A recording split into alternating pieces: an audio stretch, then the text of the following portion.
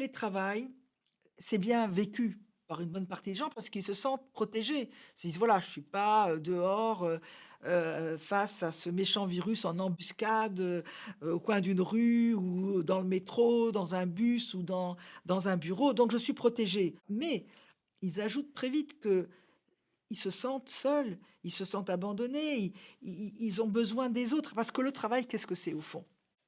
Le travail, c'est on ne travaille pas pour soi-même, on travaille avec les autres, pour les autres. On coopère avec les autres pour produire quelque chose, un bien, un service qui est destiné à d'autres.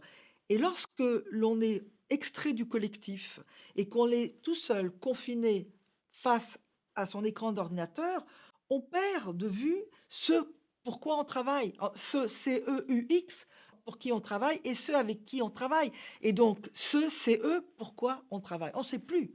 Voilà, on est dans une espèce de, de, d'irréalité, de quelque chose de formel. On est chez soi. Le travail permet de sortir justement de chez soi, d'être dans le vrai monde, avec les vrais gens, dans d'autres milieux, fréquenter d'autres personnes que les siens. Et ça permet aussi de sortir de soi, c'est-à-dire de ses obsessions, de ses angoisses, de ses peurs, de ses fantasmes. Ça permet de s'ouvrir au monde, on pense à autre chose, on se confronte à des problèmes qui nous stimulent, qui ne sont pas ceux de notre petite vie privée, de notre petite vie familiale, domestique.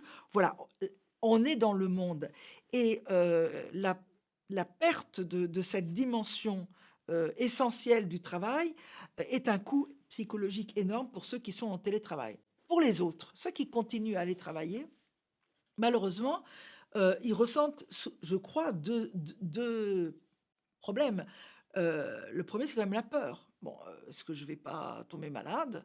Est-ce que je vais pas ramener la maladie à la maison? Est-ce que, les directions respectent, mes angoisses sanitaires et ma sécurité sanitaire?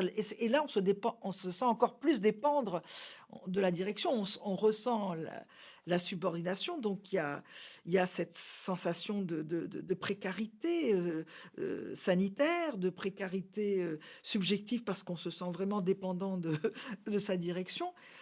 Ça, c'est un premier point et le deuxième point, on a un sentiment que la société est scindée en 2. Il y a les privilégiés qui sont à l'abri et puis il y a nous qui allons au front et pourquoi est-ce que c'est juste?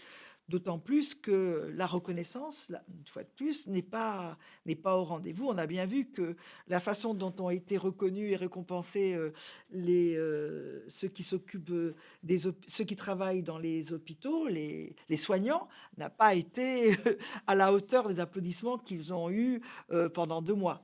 Donc voilà, il y a ça clive la société entre ceux qui peuvent se protéger, ceux qui et puis, ça met en difficulté ceux qui sont en télétravail aussi parce qu'ils se sentent peu à peu glissés malgré les contraintes, malgré, toutes les difficultés. Ça apporte quand même le sentiment de contribuer à une œuvre commune, de se dépasser dans quelque chose qui fait du sens et d'être, dans une dimension collective.